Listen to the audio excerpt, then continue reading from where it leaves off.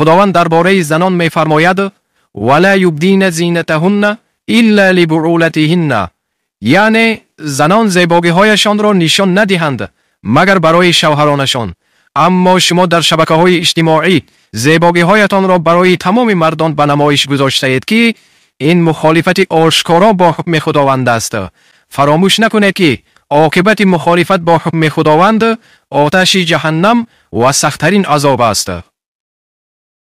چرا ما بر گناه اصرار داریم؟ نمیدانم چرا. استغفرالله، خدایا رهنمایی کن تو ما را. چه ها کردیم چه ها، استغفرالله، چه ها کردیم چه ها، استغفرالله. شدیم آغشته با فرهنگ غربی و سنت را رها، استغفرالله. نبارد قطره‌ای باران خدایا سبب اعمال ما، استغفرالله.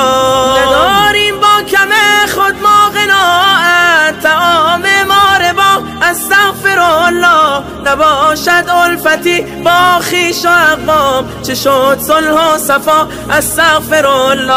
نبویی از صداقت در سخنها، نماد عهد و وفا، استغفرالله. شده غیبت به هر مجلس چه شیرین، که این هم شد غذا، استغفرالله، که این هم شد غذا، استغفرالله.